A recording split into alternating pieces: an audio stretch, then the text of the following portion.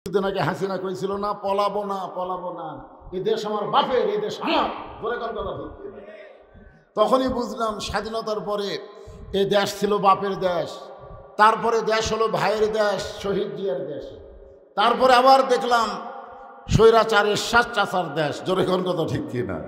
এরপরে দেখলাম ভাবির দেশ, এরপরে দেখলাম আবার বাবের মেয়ে হাসিনার দেশ, তারপরে ভাবি, তারপরে ভোট পাক বা না পাক জোর করে 15.5 বছর হাসিনা। জোরে কোন ঠিক কিনা? 54 বছর হিসাব করে দেখেন, 54 বছর আমরা দেখলাম বাংলাদেশ, সব দেখা শেষ। আগামীতে আমরা দেখবো আল্লাহর কোরআনের বাংলাদেশ। কারা কারা রাজি? 2 হাত তুলে আমার আল্লাহকে দেখাতে হবে। লিল্লাহে তাকবীর।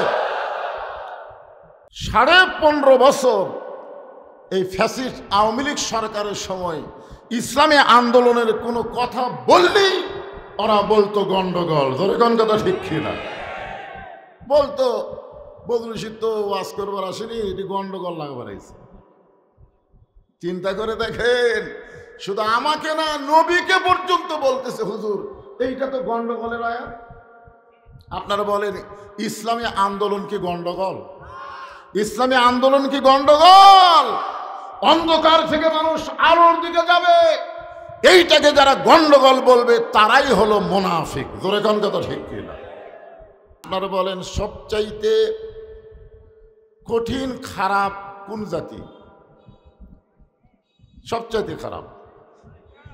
না না না, সবচাইতে খারাপ হলো মুনাফিক। জোরে বলেন কি? আপনারা বলেন তো মুনাফিক জাহান্নামের কোন জায়গায় থাকবে? মারাত্মক কথা। জাহান্নামের সবচাইতে তলদেশে মুনাফিকের জায়গা হবে। কাফের বেঈমানের উপর থেকে পেশাব পায়খানা করবে, আর মুনাফিকেরা নিচে থেকে ওই পেশাব পায়খানা খাবে। সাহাবীরা বললেন, ইয়া রাসূলুল্লাহ, এত গর্হিত জাতি মুনাফিক, এরা কোন দল থেকে বের হবে? ইহুদি, খ্রিস্টান, হিন্দু, বৌদ্ধ, এরা কোন দল থেকে আবির্ভাব হবে? আল্লাহ রাসূল বললেন, এদের আবির্ভাব হবে মুসলমানের ভিতরে। মুসলমানের ভিতরে মুনাফিক যারা, তাদের মাধ্যমে ইসলামের সবচাইতে বেশি ক্ষতি হয়। জোরে কোন ঠিক কিনা? আমি এখানে এসেছিলাম রাতের বেলা, কেবল ওয়াজ সাইজ করছি, মোটামুটি আপনারা কেবল মনোনিবেশ দিচ্ছেন, ঠিক ওই সময়ই আমার ওয়াজকে বন্ধ করে দেওয়া হলো। যিনি বন্ধ করলেন, আপনারা তাকে মুসলমান বললেও কোরআন হাদিসের দৃষ্টিতে উনি হলেন মুনাফিক। জোরে গান কথা ঠিক।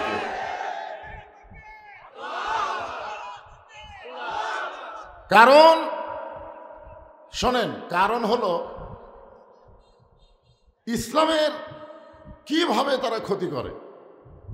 আল্লাহ রাসূল যখন মসজিদে নববীর ভিতরে জোহরের নামাজের ইমামতি করতেছিলেন, নামাজ পড়া অবস্থায় আল্লাহ তাআলা একটা আয়াত নবীর উপরে নাজিল করলেন। নবী কিন্তু নামাজ পড়াচ্ছেন, ইতিমধ্যে আয়াতও নাজিল হয়ে গেছে। আয়াতটা হলো, ইয়া আইয়ুহান নাবিয়্যু হারসিল মুমিনিনা আলাল কিতাল। ওগো নবী, শুধু জামাতবদ্ধভাবে নামাজ পড়লে হবে না, যারা আপনাকে ইক্তেদা করে মুসল্লি হয়েছে তাদেরকে স্ট্যান্ডিং আর্মি হিসাবে গড়ে তুলতে হবে। কারণ যে কোনো সময় মক্কার কাফেরেরা মদিনাকে আক্রমণ করতে পারে, আর মদিনা আক্রমণ করলে নামাজ দিয়া, রোজা দিয়া, দোয়া দিয়া আপনি মদিনা রক্ষা করতে পারবেন না। ওদের বিরুদ্ধে অস্ত্র ধারণ করা লাগবে। এ কথা কার? আপনারা বলেন তো, এই আয়াত নাজিল হচ্ছে কোন সময়? নামাজের সময়। নামাজ শেষ করার পরে আল্লাহ রাসূল বললেন, সাহাবীরা, একটা আয়াত আল্লাহ পাক আমার উপর নাজিল করলেন, আয়াতটা হলো এইরকম। তখন সামনে কাতারের একজন মুসল্লি, মাথায় পাগড়ি, মুখে দাড়ি, পরনে জুব্বা, নবীর কাছে গিয়ে বললেন, ইয়া রাসূলুল্লাহ, এইটা তো গন্ডগোলের আয়াত। আপনারা বলেন, আল্লাহ করলেন নাজিল আয়াত, আর এই বলতেছে এটা তো গন্ডগোলের আয়াত। 15.5 বছর এই ফ্যাসিস্ট আওয়ামী লীগ সরকারের সময় ইসলামী আন্দোলনের কোনো কথা বললেই ওরা বলতো গন্ডগোল। ধরে কোন কথা ঠিক কিনা? বলতো বদরুল তো ওয়াজ করবার আসেনি, এটি গন্ডগোল লাগবার আইছে। চিন্তা করে দেখেন, শুধু আমাকে না, নবীকে পর্যন্ত বলতেছে হুজুর এইটা তো গন্ডগোলের আয়াত। আপনারা বলেন ইসলামী আন্দোলন কি গন্ডগোল? ইসলামী আন্দোলন কি গন্ডগোল? অন্ধকার থেকে মানুষ আলোর দিকে যাবে, এইটাকে যারা গন্ডগোল বলবে তারাই হলো মুনাফিক। জোরে কোন কথা ঠিক কিনা? নবী চমকে গেলেন যে আমার সামনে কাতারের সাহাবী বলতেছে গন্ডগোলের আয়াত। ই কে? ই আসলে কে? সঙ্গে সঙ্গে আল্লাহ বললেন অমিনান নাসি মান ইয়াকুলু আমান্না বিল্লাহি ওয়া বিল ইয়াউমিল আখিরি ওয়া মা হুম বিমুমিনিন। মানুষের মধ্যে এমন কতগুলো মানুষ আছে যারা বলে আমরা আল্লাহকে বিশ্বাস করি, আখিরাতকে বিশ্বাস করি। আল্লাহ বলেছে এরা মুমিনই না, এরা মুমিনই নয়। তাহলে এরা কি?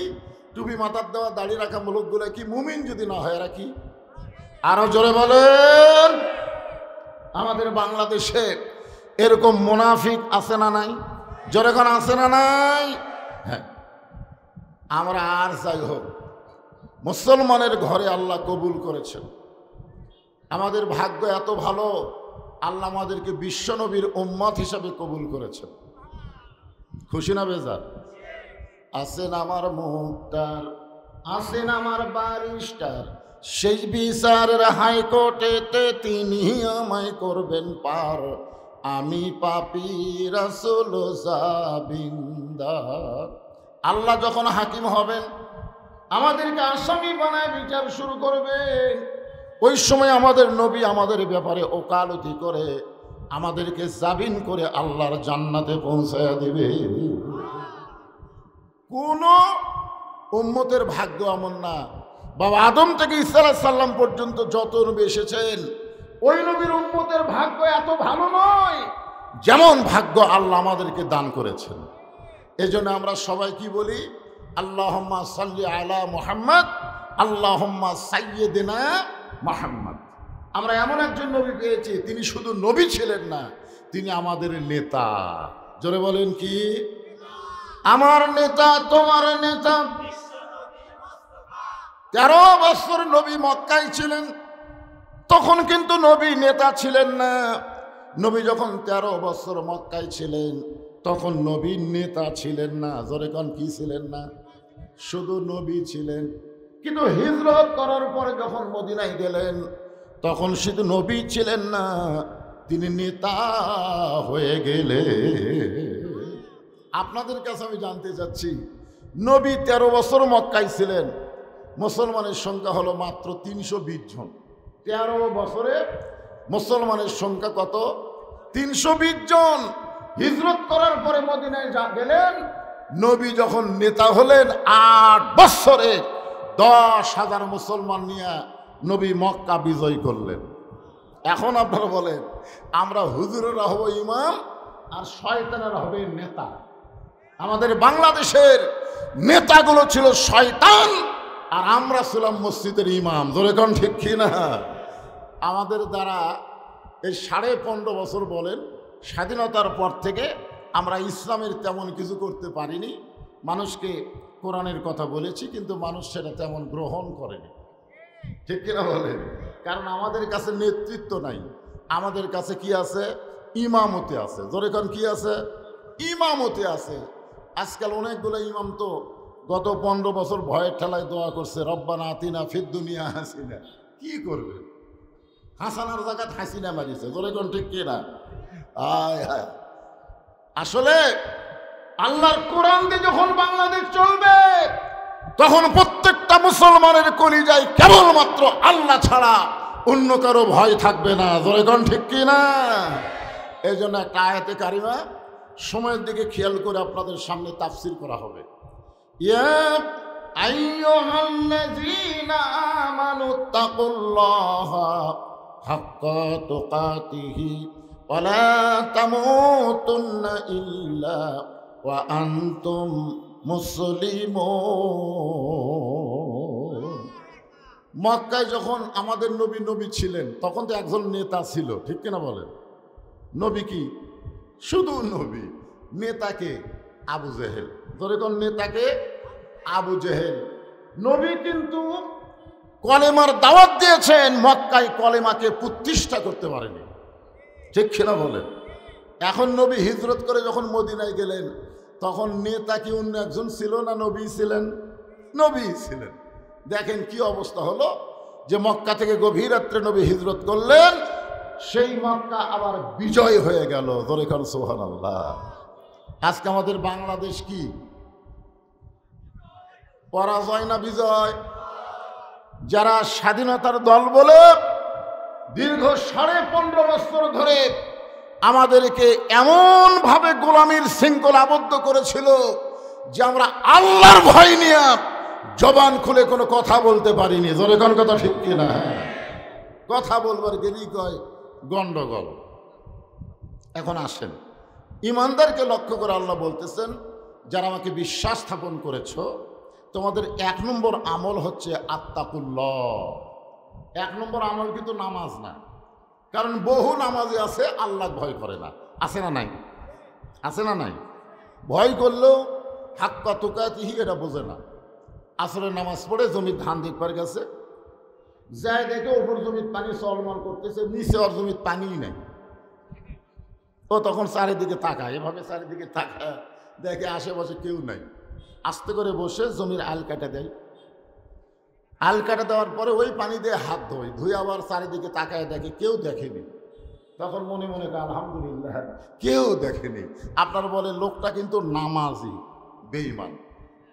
লোকটা কিন্তু নামাজি কিন্তু বেঈমান। কারণ ঈমান যদি থাকতো তাহলে তার কলিজার মধ্যে সর্বপ্রথম আল্লাহর ভয়ে সে বলতো, কেউ না দেখলেও আল্লাহ দেখেছে। জোরে কোন কথা ঠিক? আপনারা বলেন তো, আমাদের বাংলাদেশে কেউ না দেখলেও আল্লাহ দেখতেছে, এই বিশ্বাস কি আমাদের কলিজার মধ্যে আছে? না। এই বিশ্বাস আসবে কখন? যখন একজন ভালো মানুষকে, আল্লাহওয়ালা মানুষকে আমাদের বাংলাদেশের নেতা করা হবে। জোরে কোন ঠিক কিনা? কারণ আমি তো জন্মের পরে দেখছি বাপের দেশ। কিছুদিন আগে হাসিনা কইছিল না, পলাবো না পলাবো না, এই দেশ আমার বাপের, এই দেশ আমার। জোরে কোন কথা ঠিক কিনা? তখনই বুঝলাম স্বাধীনতার পরে এই দেশ ছিল বাপের দেশ, তারপরে দেশ হলো ভাইয়ের দেশ, শহীদ জিয়ার দেশ, তারপরে আবার দেখলাম স্বৈরাচারের চাচার দেশ। জোরে কোন কথা ঠিক কিনা? এরপরে দেখলাম ভাবির দেশ, এরপরে দেখলাম আবার বাবের মেয়ে হাসিনার দেশ, তারপরে ভাবি, তারপরে ভোট পাক বা না পাক জোর করে 15.5 বছর হাসিনা। জোরে কোন ঠিক কিনা?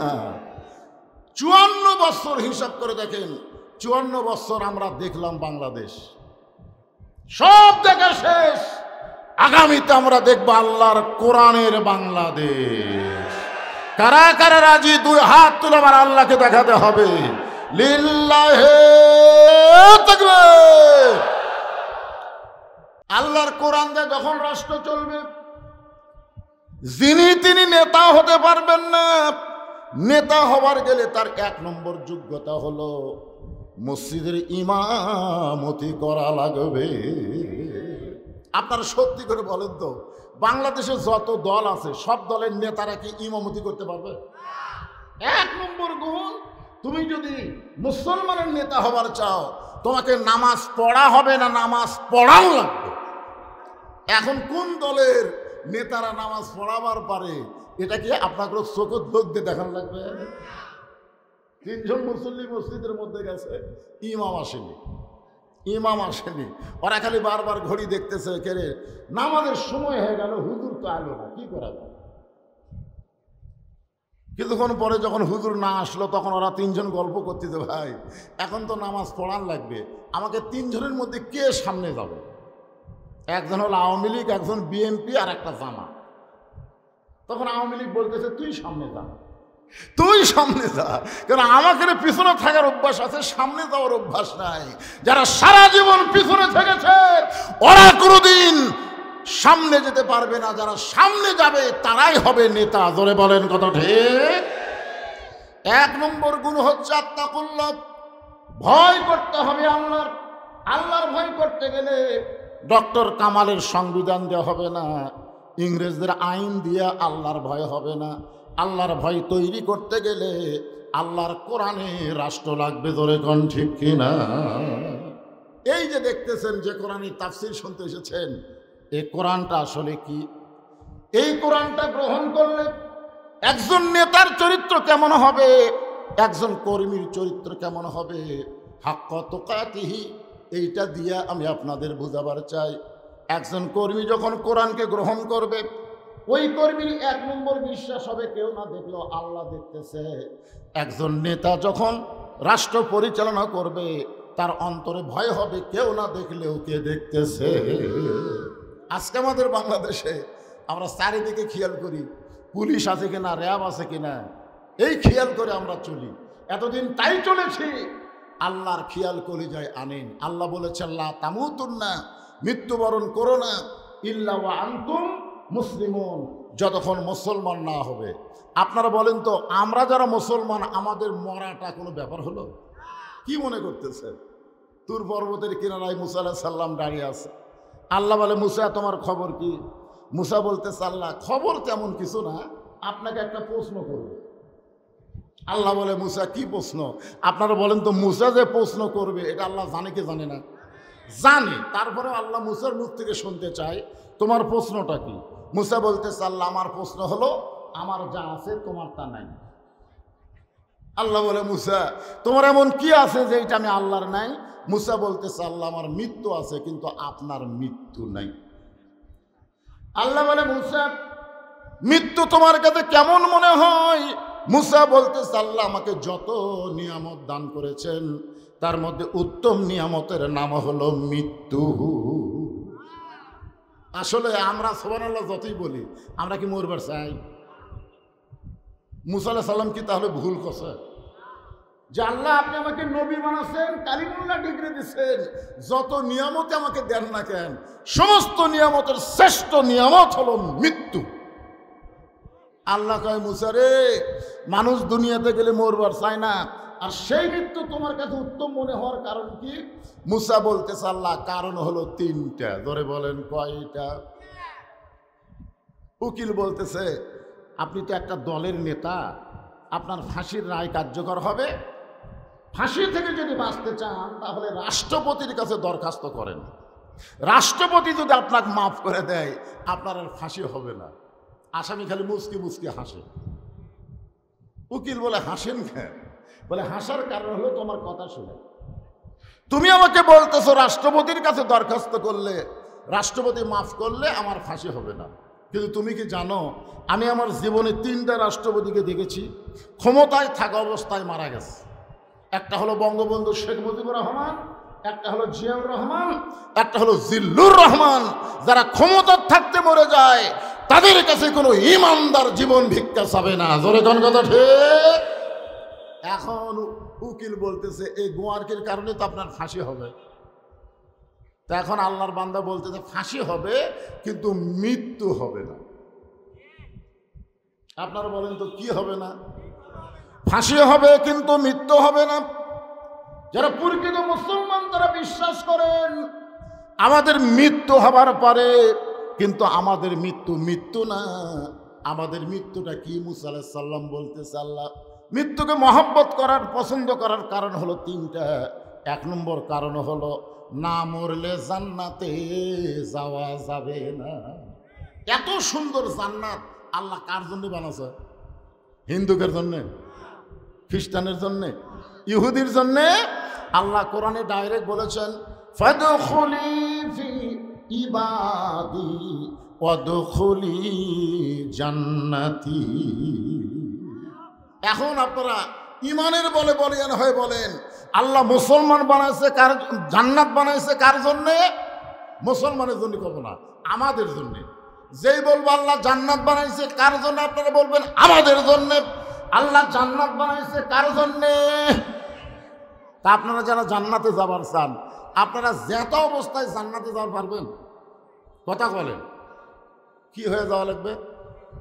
কারণ লাইলাতুল মিরাজে আমাদের নবী সমস্ত নবীর ইমামতি করেছেন। সুবহানাল্লাহ বলেন। সেই মসজিদের নাম হলো বাইতুল মুকাদ্দাস।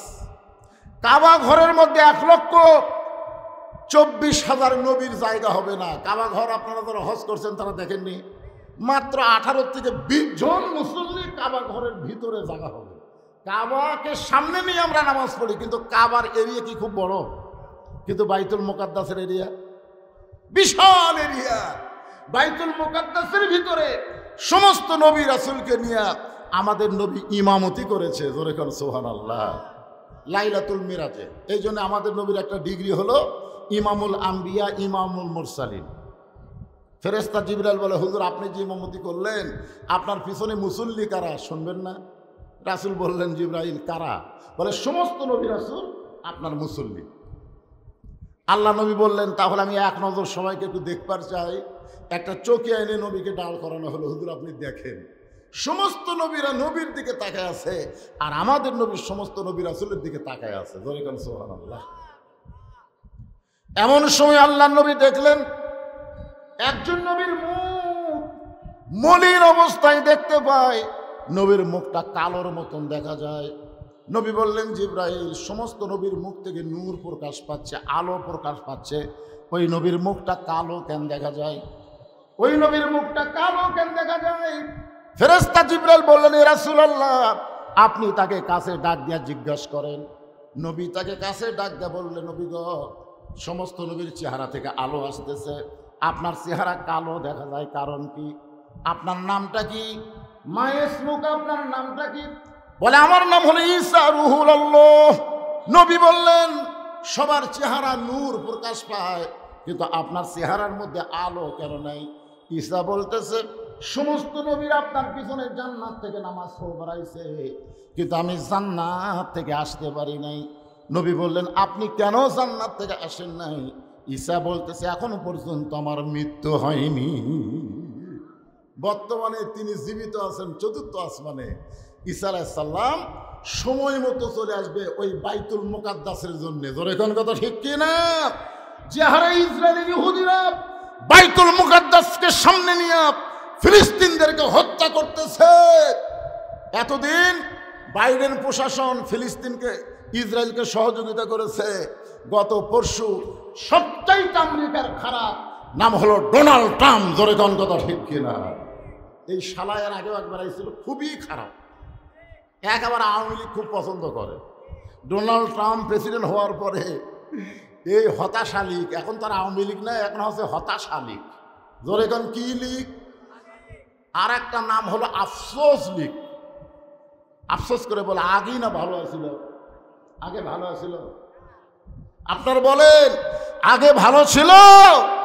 আর এই গুজব লীগ বলতেছে এই যে ফ্রান্সে গেছে ডক্টর ইউনূস নাকি পালায়ে গেছে। তখন কি বলতেছে হাসিনা আবার খপ করে আসবে, চট করে আবার ক্ষমতার চেয়ারে বসে দিবে। বাংলার মুসলমান এত বোকা না, আর কোন জালেম বাংলাদেশের ক্ষমতার চেয়ারে বসতে পারবে না। জোরে কোন কথা ঠিক কি না? আপনারা কি মনে করতেছেন তিন দিকে ভারত আসে বলে আমরা ভারতের ভয় করব? আমরা ভয় করব কার? আরো জোরে, আত্তাকুল্লাহ হাক্কা তুকাতিহি। আল্লাহর ভয় করতে হবে নিয়ম মতো, যথাযথ আল্লাহর ভয় করতে হবে। সেটাকে সামনে নিয়েই আমি কথা বলতেছি। আল্লাহ বলে, মুসা মৃত্যুকে পছন্দ করার কারণগুলো কি একটু বলো।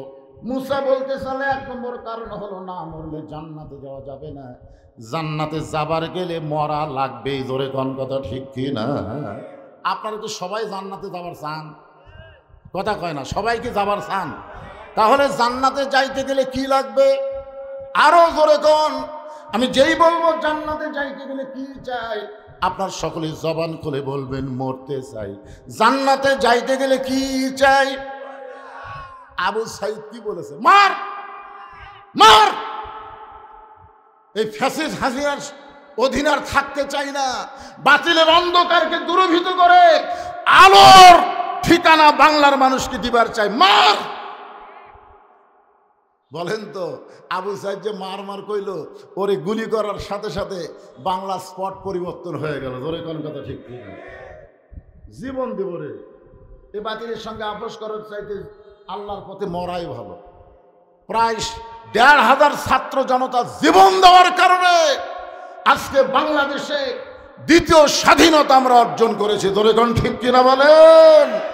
প্রথম স্বাধীনতা যারা ইয়ং জেনারেশন তোমরা বুঝবা না, আমাদের মতন যারা মুরব্বী তারা জানি আসলে আমরা প্রথম স্বাধীনতাও চাইনি। কারণ পূর্ব পাকিস্তান পশ্চিম পাকিস্তান আমরা ভাই ভাই ছিলাম। আমরা দেখলাম বাংলাদেশের একটা বিজন্মকে ভারত হাত করে এই দুই পাকিস্তানকে ডিভাইডেড করার জন্য একটা চক্রান্ত করেছে। ধরে কথা ঠিক না? ওই সময় কোনো আলেম ওলামা স্বাধীনতার পক্ষে ছিল না, কারণ তারা জানতো বাংলাদেশ স্বাধীন হয়ে ভারতের অঙ্গরাজ্য বানাবে। আপনারা কি বুঝতে পারেন নাই? বাংলাদেশ স্বাধীন হয় নাই, বরং ভারতের অঙ্গরাজ্য বানানোর চেষ্টা করেছে। ধরে কোন কথা ঠিক কিনা? এ হাসিনা সরকার জায়গা দিছে কোথায়? আল্লাহর ওলি বলেছেন। আল্লাহর ওলি কি বলেছেন শোনেন নাই? যেমন একটা সময় আসবে বাংলার জনগণ গাছের গোড়ায় এমন নাড়া দিবে, দিল্লির মামু বাড়ি গিয়ে পড়বে। জোরে কোন কথা ঠিক কিনা? তার মানে আল্লাহর ওলি বুঝেছিলেন আল্লামা সাইদি হুজুর, এর মামু বাড়ি হলো দিল্লি, আর নানার বাড়ি হলো দিল্লি, আর মায়ের খবর, আর দাদার খবর, দাদির খবর বাংলার যুবকেরা জানে না তো। জাতির পিতা, জাতির পিতা না জুতের পিতা, কয়দিন পরে বুঝবে। জোরে কোন ঠিক কিনা? প্রথম স্বাধীন যখন বাংলাদেশ হলো, মাত্র ২.৫ বছরের ভিতরে স্বাধীনতাকে দূর করে বাকশাল কায়েম করলো এই হাসিনার বাপ। জোরে কোন কথা ঠিক কিনা? যুদ্ধের সময় শেখ মুজিবুর কোথায় ছিল? এই যুদ্ধের সময় কোথায় ছিল? একটা যুদ্ধ করেনি। ওর ১৪ গোষ্ঠীর মধ্যে হাসিনার ভাই যারা ছিল একটাও মুক্তিযোদ্ধা নাই, একটাও মুক্তিযোদ্ধা নাই। পাকিস্তানের কাছে আশ্রয় নিল, যুদ্ধের মধ্যে বহাল তবিয়তে জেলে থাকলো, আর হাসিনারা থাকলো ভারতে। যেইটা স্বাধীন হলো, ওরে বাবা রে, কতগুলো চামচা গুলো, এটাই আমাদের জাতির পিতা। যিনি স্বাধীনতার ঘোষণা করলেন তিনি হলেন শহীদ জিয়া। ধরে কোন কথা ঠিক কিনা? মাত্র ৪ বছর শহীদ জিয়া বাংলাদেশ শাসন করেছে। আমাদের মতন যারা মুরব্বী তারা জানে শহীদ জিয়ার শাসন হলো হযরত উমরের শাসনের মতো। ধরে কোন কথা ঠিক কিনা? তিনি যখন দুনিয়ার থেকে শাহাদত বরণ করলেন, তার সমস্ত ব্যাংক ব্যালেন্স চেক করা হলো, একটা টাকাও নাই, একটা ভাঙ্গা সুটকেস ছাড়া তার কিছুই ছিল না। বিএনপি যারা করো, তোমরা বিএনপির প্রতিষ্ঠাতাকে চিনো না, বোঝা লাগবে ভাইজান। এরপরে কি অবস্থা? আমরা ৩৬শে জুলাই তথা ৫ই আগস্ট দ্বিতীয় স্বাধীনতা পেলাম। আপনারা বলেন তো, এখানে সর্বোত্তম যে জীবন দিয়েছে তার নাম কি? আবু সাইদ। জোরে বলেন তার নাম কি? ও যদি জীবন না দিত, আমরা তো জীবন বাঁচানোর চেষ্টায় ব্যস্ত। জীবন বাঁচান লাগবে ভাই, যে করেই হোক বাতিলের সাথে আপোষ করে আমাদের জীবন বাঁচান লাগবে। কিন্তু আবু সাইদ বলছে না, মরা যখন লাগবে তাহলে খামাখা অন্ধকারে থাকবো কেন? আলোকিত জীবন চাই। জোরে কোন কথা ঠিক কি না? ঢাকাত গেলাম, একটা রোডের নাম হলো আবু সাইদ রোড। নওগাঁতে ঢোকেন, ঢোকার সময় দেখবেন আবু সাইদ চত্বর, চাপাই যাবেন আবু সাইদ হোটেল, যেখানেই যাবেন আবু সাইদের নাম আছে না নাই? কিছুদিন আগে আমার এক গ্রাম সম্পর্কে ভাইয়ের একটা ছেলে হয়েছে। আমার একটা হুজুর ছেলেটার নাম কি রাখবো? আমি বললাম আবু সাইদ। ও খুশি হয়ে বলতে যে হুজুর আমার খেয়ালই ছিল না, আমার ছেলের নাম আবু সাইদ রাখলাম। আমার এক খালা, তার এক মেয়ে, কয়েকদিন আগে একটা কন্যা সন্তান জন্ম দিয়া খালা আমারে মোবাইল করে বলতেছে, হুজুর বাবা একটা মেয়ে হয়েছে, নাম কি রাখবো? আমি কইলাম হাসিনা। যে কোথায় হাসিনা, খালার রাগে বাঁচি না। খালা আমারে কয়, তুমি একটা আলেম মানুষ, তোমার কাছে একটা মেয়ের নাম শুনতে চাইলাম, আর তুমি একটা জালেমের নাম কইলে। আমি কান ধরে কইলাম, খালা হাসিনা, এই হাসিনা। আমি তখন থেকে চিন্তা করলাম ১০০ বছর পর্যন্ত বাংলাদেশের কোন মেয়ের নাম হাসিনা রাখা হবে না। জোরে কোন কথা ঠিক কিনা? প্রায় 1400 বছর হয়ে গেছে। গোটা পৃথিবীর মুসলমানের ভিতরে ইয়েজিদ নামে কোনো মুসলমান আছে? জোরে কোন আছে? ইয়েজিদের চাইতো খারাপ হলো হাসিনা। জোরে কোন কথা ঠিক কিনা? আবু সাইদ জীবন দিল, আমাদেরকেও জীবন দেওয়া লাগবে। আমরা মরতে চাই, আর মরাটা যেন মুসলমান হিসাবে হয়। আল্লাহ বলে, মুসা, মৃত্যুকে পছন্দ করার 2 নম্বর কারণ কি? মুসা বলতেছে, আল্লাহ, মৃত্যুকে পছন্দ করার 2 নম্বর কারণ হলো আমার মৃত্যুটা কেবলমাত্র আপনার জন্য আমি অক্ষ করেছি। আমার সামনে যারা বসে আছেন, দাঁড়িয়ে আছেন, সবাই অন্তর থেকে বলবেন, আমরা মরবো কার জন্যে? আরো জোরে কোন, মরবো কার জন্যে? আল্লাহর জন্য। যদি মরতে চাই, ভারতের কোনো ক্ষমতা নাই, আমেরিকার কোনো ক্ষমতা নাই বাংলাদেশের 1 ইঞ্চি জায়গা দখল করে। জোরে কোন কথা ঠিক কিনা? আপনারা হয়তো বলবেন, হুজুর, ফিলিস্তিনে যেভাবে মুসলমানকে মারতেছে, ফিলিস্তিন কি বিজয় লাভ করবে? অচিরেই আপনারা দেখবেন ইসরায়েলের মানচিত্র পৃথিবী থেকে উধাও হয়ে যাবে। গোটা পৃথিবীর মুসলমান জীবন দেওয়া শিখেছে। জোরে কোন কথা ঠিক কিনা? যে বাংলাদেশের মুসলমান জীবনকে তাকের মধ্যে, বাস্কেটের মধ্যে লুকিয়ে রাখতে, জীবন দেবো না, জীবন দেবো না, কিন্তু জীবন দেওয়া শিখেছে। জোরে কোন ঠিক কিনা? এই জন্যে জীবন যখন দিব, জীবনটা কার জন্য দিব? আল্লাহর জন্যে। সঙ্গে সঙ্গে আল্লাহ বললেন, মুসা, তুমি বড় চালাক, আমার জন্য যারা জীবন দেবে আমি আল্লাহ ঘোষণা করলাম, ওয়ালা তাকুলু লিমান ইউকতালু ফি সাবিলিল্লাহি আমওয়াতুন বাল আহইয়াউ ওয়ালাকিন লা তাশউরুন। আল্লাহর জন্য যারা জীবন দিবে তাদেরকে আল্লাহ বলেছেন, তোমরা মৃত্যু বলো না, তাদেরকে মৃত্যু বলো না। আমাদের বাংলাদেশে যারা ফাঁসির কাস্টে গেছে, এই 24 স্বাধীনতার জন্য যারা জীবন দিয়েছে, তাদেরকে আমরা মৃত্যু বলবো না, বরং তাদের সবাইকে আমরা শহীদ বলবো। ধরে কোন ঠিক কিনা? আপনারা আল্লাহর কোরআন আয়াতকে বিশ্বাস করেন না? আল্লাহ বলেছেন, আমার জন্য যারা জীবন দিবে তাদেরকে তোমরা মৃত্যু বলো না। মুসা রে, তুই খুব চালাক রে। আমার জন্য জীবন দেওয়া মানে সে মরবি না, এমন একটা জীবন আল্লাহ আমাদেরকে দিবেন। বুখারী শরীফের হাদিসের মধ্যে আছে, মা আহাদান ইয়াদখুলুল জান্নাতা ইউহিব্বু ইয়ারজি ইলা দুনিয়া ওয়া লাহুম আলাল আরদি মিন শাইইন ইল্লা শাহীদুন ইয়াতামান্না আন ইয়ারজি ইলা দুনিয়া ফায়ুক্তাল আশারা মাররাতান লিমা ইয়ারা মিনাল কারামাতি। রাওয়াহুল বুখারী কিতাবুল মাগাজি। হাসরের ময়দানে আল্লাহ তাআলা, একটু মনোযোগ দিয়ে শুনবেন, একটু মনোযোগ দিয়ে শুনবেন, আল্লাহ তাআলা সমস্ত শহীদদেরকে জান্নাত দিবেন। জান্নাত পাওয়ার পরে তারা দুনিয়াতে আসার জন্য ছটফট করবে। আল্লাহ বলবে, বান্দা, তুমি আমার জন্য জীবন দিয়েছ, এ কারণে বিনা হিসাবে তোমাকে শাহাদতের মর্যাদা দিয়ে তোমাকে আমি সবচাইতে উত্তম জান্নাত দিয়ে দিলাম। উত্তম জান্নাত পাওয়ার পরেও তুমি দুনিয়াতে আসার জন্য কেন ছটফট করো? বান্দা বলবে, আল্লাহ, দুনিয়াতে এই কারণেই যাব, প্রথম শহীদ হওয়ার সময় শাহাদতের কি মর্যাদা এটা নিজের চোখে দেখতে পেরেছি। জান্নাতে আসার পরে দেখতেছি শহীদের মর্যাদার চাইতে জান্নাতের শান্তি কম। ভগবান আল্লাহ ফায়ুক্তাল আশারা মাররাতান, কম করে হলো আমরা 10 বার শহীদ হব, বাতিলের বিরুদ্ধে লড়াই করব। দুনিয়াতে বাতিল থাকবে আর আমরা জান্নাতে থাকবো, এটা সম্ভব না। কম করে 10 বার হলে শাহাদতের পিয়ালা পান করব। আমাদেরকে শহীদ হওয়া ভালো লাগে, জান্নাত ভালো লাগে না। বুখারী শরীফের হাদিস আপনাদের শোনায় দিলাম। আবু সাইদকে যদি আবার পাঠায় আল্লাহ, যা বানাস যা, ওই আশাই কিন্তু বাতিলের বিরুদ্ধে জীবন দিবি। কারণ প্রথম জীবন যখন গুলি করেছে, আপনারা বলেন তো, ও আরে ও বাবারে চিল্লেছে, কতক্ষণ চিল্লেছে, এইটা তো আমরা সাক্ষী। গুলি করতেছে, ও পিছন দিকে যাচ্ছে, কোনো চিল্লাচিল্লি নাই। আবার গুলি করতেছে, ও পিছন দিকে যায়, আবার সামনে আসে, আবার গুলি করতেছে। তখন একজন ছেলে এসে আবু সাইদের হাত ধরলো, সাথে সাথে পড়ে গেল। জোরে কোন কথা, ঠিক কথা বলেন। তার মানে বোঝা গেল, বাতিলের বিরুদ্ধে যখন কোনো বান্দা জীবন দেয়, আল্লাহ তাআলা সমস্ত কষ্ট তার কাছ থেকে কেড়ে নিয়ে মায়ের কোলে সন্তান দুধ পান করতে করতে যেমন ঘুমায়, একটা শাহাদতের মৃত্যু পিঁপড়ে কাটার চাইতেও যন্ত্রণা কম। জোরে কোন সুবহানাল্লাহ। তাহলে আমরা জীবন দেব কার জন্যে?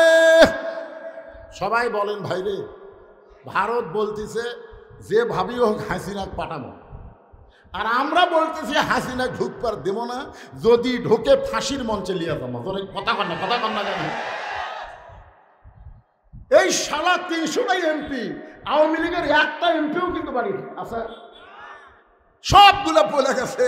আর কতগুলা কারেঙ্গা খাওয়া চামচা, কারেঙ্গা খাওয়া, যখন কি খাওয়া, এই চামচাগুলা মাঝে মধ্যে ফেসবুকে পোস্ট দিচ্ছে, আবার আসিব ফিরে।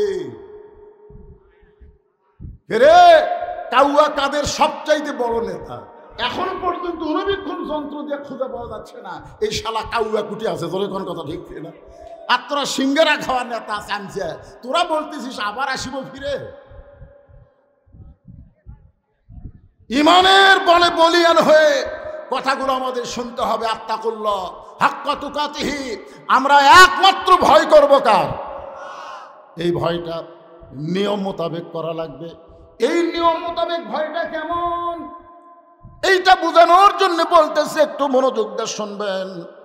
আল্লাহ রাসূল যখন বদরের যুদ্ধে ৩১১ জন সাহাবী নিয়ে রওনা দিলেন, বদরের যুদ্ধে হলো ৩১৩ জন, জোরে কোন কয়জন? ৩১৩ জন। কিন্তু নবী যখন প্রথম রওনা দিলেন, এমন সময় নবীর সঙ্গে রয়েছে ৩১১ জন। ইতিহাস পড়ে দেখেন ৩১৩ জন, কিন্তু নবী রওনা দিলেন ৩১১ জন। এমন সময় মুআয আর মুআব্বিস, দুইটা সন্তান নবীর সামনে গিয়ে বলতেছে, ইয়া রাসূলুল্লাহ, এতগুলো সাহাবী নিয়ে আপনি বদরের যুদ্ধে যাচ্ছেন, হুজুর মক্কার কাফিররা মদিনাকে আক্রমণ করতে আসতেছে, আমরা দুই ভাই আপনার সঙ্গী হতে চাই। আল্লাহ রাসূল বললেন, আমরা জিহাদের ময়দানে যাচ্ছি, আমরা কোনো খেলা দেখবার যাচ্ছি না। তুমি জানো এই যুদ্ধের ময়দানে গেলে তোমাদের জীবন যাইতে পারে।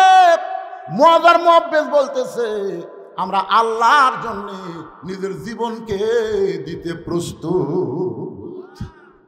রাসূল একজন নেতা হয়ে চিন্তা করলেন, এই ছোট ছোট বাচ্চাদেরকে জিহাদের ময়দানে না নিয়ে যাওয়াই ভালো। এই জন্যই বললেন, তোমাদের বয়স হয়নি, তোমরা যাও, তোমাদের বয়স হয়নি, তোমরা যাও। মুআয বলতেছে, হুজুর বয়স কেমনে বুঝবেন আপনি, দেখেন না কেন আমাদের শরীরের দিকে? আল্লাহ রাসূল বললেন, বয়স শুধু না, তোমাদের মাপও হয়নি, মাপ 5 ফুট 2 ইঞ্চি লম্বা হওয়া লাগবে। তোমাকে কি 5 ফুট 2 ইঞ্চি আছে? মুআয বলে, হুজুর তাহলে আপনি লাঠি নিয়ে আসেন। রাসূল বললেন, বেলাল দেখি মাপের লাঠি নিয়ে আসো। বেলাল যখন লাঠি খাড়া করলেন, এবার মুআয গিয়ে লাঠির কাছে দাঁড়াইছে। নবী তাকায় দেখে পায়ের বুড়ো আঙ্গুলি ভর দিয়ে লাঠির মাথা পর্যন্ত। আল্লাহ রাসূল বলে, এই মুআয, বলে হুজুর কি দেখতেছেন? আমার মাথার দিকে তাকায় দেখেন আপনার লাঠি পর্যন্ত হয়েছে যে। রাসূল বললেন, মাথা খালি লাঠি পর্যন্ত হইলে হবে না, তোমার পায়ের খবর কি? সঙ্গে সঙ্গে মুআয বললেন, ওরা ফায়না আলাকা যিকরাক, আল্লাহ আপনাকে এত উপরে রাখছে, আপনি নিচের দিকে দেখেন কেন? আপনি আমার মাথার দিকে তাকায় দেখেন। আমি জিহাদের ময়দানে যাবার চাই, আমার জীবন আল্লাহর জন্য ওয়াকফ করেছি। ধরে বলেন মারহাবা। রাসূল বললেন, ঠিক আছে, তোমাকে জিহাদে যাওয়ার অনুমতি দিলাম। ইমানটা কি? ইমানটা কি? আমার জীবন কার জন্য? রাসূল বলেন, ঠিক আছে, তোমার মাপ যখন হয় তোমাকে জিহাদে যাওয়ার অনুমতি দিলাম। ছোট ভাই বলতে, হুজুর ওইখানে লম্বা আছে আর গাওয়াত বল নেই। মানুষ চিন্তা করতেছে মাপে তো হয়ে গেছে, বক্তার বাদ দেওয়ার বুদ্ধি নাই। বলে, হুজুর খালি লম্বা হচ্ছে আর গাওয়াত বল নাই, লাগে দেন, আমার সাথে কুস্তি পারবি না। বহুদিন লাগছে, আর বুকের উপর উঠে পড়ে নিচে পড়ে থাকে। আল্লাহ রাসূল বলেন, ঠিক আছে, তোমরা দুই ভাই কুস্তি করো। এবার দুই ভাই যখন কুস্তি করতেছে, নিচ থেকে মুআব্বিস বলতেছে, ও মুআয ভাই, তুমি কিন্তু মাপে হয়ে গেছো, তোমাকে বাদ দেওয়ার চান্স নাই। এখন তুমি একটু দুর্বল হয়ে আমাকে তোমার বুকের উপর উঠাইয়া দাও, একটু দুর্বল হয়ে আমাকে তোমার বুকের উপর উঠাইয়া দাও। মুআয বলতেছে, মুআব্বিস, আমি যদি একটু দুর্বল হয়ে তোকে আমার বুকের উপর উঠাইয়া দেই, ইয়ানজুরু বি নূরিল্লাহ, নবীকে এমন একটা আল্লাহ চোখ দিয়েছে, নবী সব কিছু বুঝতে পারবে। মুআব্বিস বলতেছে, একটু দুর্বল হও, কারণ যখন কাফের বেঈমানেরা ডান দিক থেকে নবীকে তীর মারবে, তুমি না হয় ডান দিকে দাঁড়াবে ভাই, কিন্তু বাম দিক থেকে যখন তরবারি মারবে তখন বাম দিকে কে দাঁড়াবে? সামনের দিক থেকে তীরালে তুমি সামনে দাঁড়াবে, পিছন দিক থেকে যদি কোনো বর্ষা মারে তাহলে আমি পিছন দিকে দাঁড়াবো। আমরা দুই ভাই আমাদের জীবনের বিনিময়ে আল্লাহ নবীর শরীরে কাফেরদের কোনো অস্ত্র লাগতে দিব না। তুমি একা কেন যাবে ভাই? একসঙ্গে দুইজন দৌড়াইছি, একটু দুর্বল হয়ে আমাকে বুকের উপর উঠাইয়া দাও। মাস দুর্বল হয়ে মুহাব্বিসকে যখন বুকের উপর উঠাইয়া দেয়, সঙ্গে সঙ্গে নবী চিৎকার করে বললেন, সাহাবীরা রে, আল্লাহর জন্য মুসলমান যখন জীবন দিবে ওই এলাকার মধ্যে কোনো বাতিল দাঁড়াতে পারবে না। আপনারা কি আল্লাহর জন্যে, এই কোরআনের জন্যে দরকার হলে বাতিলের বিরুদ্ধে আমরা লড়াই করব? এইরকম নিয়ত আছে না নাই? কারা কারা দরকার হলে কোরআনের জন্য আল্লাহর জন্য জীবন দিতে প্রস্তুত? দুই হাত তুলে আল্লাহরে দেখান। লিল্লাহে তাকবীর। আল কোরআনের আলো সংসদে জালো, কোরআন হাদিস যেখানে, দুনিয়ার মুসলমান লিল্লাহে তাকবীর। মাশাআল্লাহ। ভাইজান, প্রয়োজন হলে কি কন, প্রয়োজন হলে জীবন দেওয়া লাগতে পারে। কারণ আমরা আর কোনো জালিমকে বাংলাদেশের চেয়ারে বসতে, কথা বলেন একটা হক কথা বলেন, আর কোনো জালিমকে এই মুসলমানের দেশে ক্ষমতার চেয়ারে বসতে দিব না। একটু মনোযোগ দিয়ে শুনবেন। আমাদের বাংলাদেশের একটা ভালো দলের নাম হলো বিএনপি। বিএনপিকে কিন্তু আমরা খারাপ বলি না, কারণ দীর্ঘ সময় বিএনপি সঙ্গে আমরা আন্দোলন করেছি। ধরে গণ ঠিক কিনা? আপনারা বিএনপিরা মনে করবেন না হুজুর বিএনপিকে হুজুর এই লাইনে নিয়ে আসতে কিনা। বিএনপি কোনো জালেম দল না। বিএনপির নেতার সামনে আপনি হক ওয়াজ করবেন, একটা নেতাও কোনোদিন মাইক টান দেবে না। জোরে কোন কথা ঠিক কিনা? ওরা যাওয়ার সময় রাস্তায় বলবে, হুজুর মনে হয় আমার বিরুদ্ধে বলতেছে, হাসি দিয়া তারা চলে যায়। আর আওয়ামী লীগের চামচারা দেখেছি কয়েক বছর, একটু কথা বললে, আমি গত বছর শুধু বলেছিলাম, গত বছর যে ওয়াজটা করার সময় আমার ওয়াজ বন্ধ করে দিল।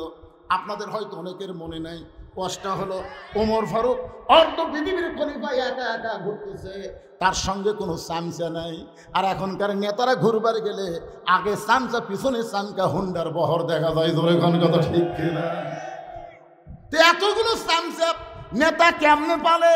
আমি শুধু বলেছিলাম, এই যে দাড়ি পল্লা দিয়া চাউল না দিয়া বালতির দাগ দিয়া কয় এই পর্যন্ত চাউল দেওয়া। ধরে কোন কথা ঠিক কিনা? এই কথা বলা মাত্রই 6 মিনিট লাগে গেছে। এই শালা দাড়ি পল্লা দিয়ে চাউল মাপেনি, বালতি দিয়ে চাউল দিছে। ধরে কোন কথা ঠিক কিনা? লেখা আছে 10 কেজি, দিছে হলো 8 সার। তো 10 কেজির জায়গা 8 সার কেন? বলে চামচা পালা লাগবে। বাজান, একটু মনোযোগ দিয়ে শুনবেন। ওমর ফারুক যে মেয়েটার সঙ্গে দেখা হয়েছে, ওই মেয়েটা কিন্তু ইসলামী আন্দোলনের একজন কর্মী ছিল। ওমর ফারুক বললেন, মা, এই একা একা নির্জনে তুমি ঘুরতেছ, তোমার অন্তরে কি কোনো ভয় ডর লাগতেছে না? তুমি যে একা একা ঘুরতেছ, তোমার সামনেও কোনো মানুষ নাই, পিছনেও কোনো মানুষ নাই, তোমার অন্তরে কোনো ভয় ডর নাই? সঙ্গে সঙ্গে মেয়েটা বলতেছে, পথিক, ওমর ফারুক যখন আল্লাহর কোরআন দিয়ে রাষ্ট্র চালায় তখন মুসলমানের কলিজায় কেবলমাত্র আল্লাহ ছাড়া আর কারো ভয় থাকে না। তাহলে আল্লাহর ভয় কলিজার মধ্যে রাখতে চাইলে ডক্টর কামালের সংবিধান দেওয়া হবে না, আল্লাহর কোরআন লাগবে। ধরে কোন ঠিক কিনা? কয়েকদিন আগে এক সমন্বয় বলেছে, আগেকার সংবিধান দরকার হলে ছুঁড়ে ফেলে দেবো, ছুঁড়ে। তখন একজন নেতা বলতেছে, এইরকম কথা পবিত্র সংবিধান নিয়ে বলতেছে, এদেরকে তো আইনের আয়তা আনা দরকার। আপনার বলেন তো, সংবিধান কি কোরআন শরীফ? এজন্য সংবিধান কি কোরআন শরীফ? এই সংবিধানের দোহাই দিয়ে হাসিনার প্রেসিডেন্ট চুপ্পু এখনো ক্ষমতায় আছে। ধরে কথা বলেন না কেন? এই শালা কিন্তু মারাত্মক, মারাত্মক। আপনি জানেন, ও নিজে বলেছে, আমি আওয়ামী লীগের পাবনা জেলার ছাত্রলীগ করে সভাপতি ছিলাম, তারপরে আওয়ামী লীগের সভাপতি হলাম, তারপরে প্রধানমন্ত্রী হাসিনার একটু পাঁচ হইয়া সালাম করতে চাচ্ছিলাম, প্রধানমন্ত্রী সালাম দিলেন আমার প্রেসিডেন্ট বানানোর জন্য। তাহলে চিন্তা করেনি আওয়ামী লীগের কি আমরা ক্ষমতার থেকে অপসারণ করতে চাই। দোহাই হচ্ছে সংবিধান, একটা সংবিধান চলবে না, সামনে চলবে আল্লাহর কোরআন। জোরে বলেন কথা ঠিক।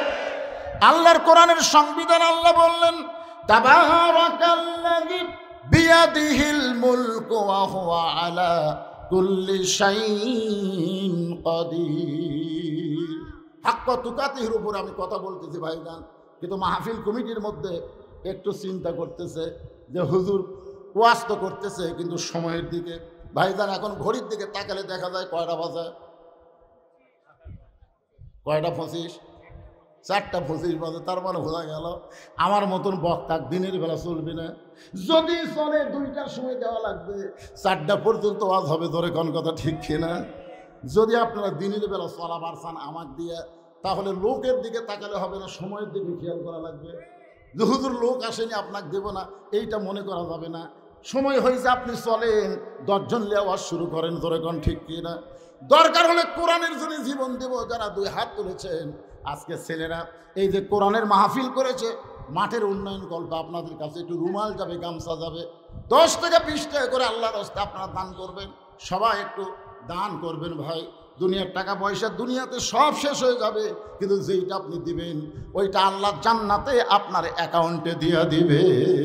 দুনিয়া থেকে জান্নাতের অ্যাকাউন্টে যদি টাকা জমা করতে চান, তাহলে আল্লাহর হস্তে এই ব্যাগের মধ্যে ব্যাগগুলো সবগুলো ব্যাগ, ভিতরে 10, 20, 50টা ব্যাগ নামো, চারিদিক থেকে নামো। যারা দাঁড়িয়ে আছে তাদের কাছে যাও, সবাই দেন দেন। সময়ের দিকে খেয়াল করি না আমি, 4:30 বাজে গেছে। যেখানে 4টার সময় আসরের নামাজ হয় সেখানে 4:30 বাজে গেছে। তাহলে কি বুঝতেছেন ভাই? একটু ব্যাগলে ভিতরে যান, জান এই যাও, ওই সাইড থেকে যাও, একবারে কয়েকটা নামো সবাই। যারা 10 টাকা 20 টাকা আপনার কাছে ব্যাগ গেলে দিবেন না, দিবেন না আপনারা? কারা কারা দিবেন না তারা হাত তোলেন তো দেখি।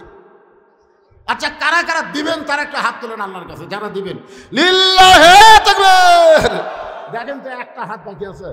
যাও, কেউ টাকা মানে আপনাদেরকে কিঞ্চিত হলেও দিবে, বঞ্চিত করবে না ইনশাল্লাহ। কিঞ্চিত 10, 20, 50 যে যা পারেন আল্লাহর রাস্তায় 1000 টাকা, আরেকজন 500 টাকা, মুসলিম 500 টাকা দান করেছে। আল্লাহ দানকে কবুল করেন। আল্লাহ নেক আশা পুরা করেন। আল্লাহুম্মা আমিন। সবাইকে সবিরে অনুরোধ করতেছি, আপনারা ওঠা বসা করতেছেন, এই সময় ওঠা বসা করেন না? হ্যাঁ। আর যারা বাড়ির সদস্য হতে ইচ্ছুক তাদের বাবার নাম সহ, গ্রাম সহ, মোবাইল নাম্বার। আমার সদস্য হওয়ার নিয়ম কি? কয় টাকার সদস্য না? সদস্য হলে কত দেওয়া লাগবে সেটা পরে। আচ্ছা, যারা সদস্য হওয়ার চান, এই যে মাহফিল করতেছে 2 দিন ব্যাপী, প্রত্যেক বছর হবে, এই মাহফিলের যারা সদস্য হতে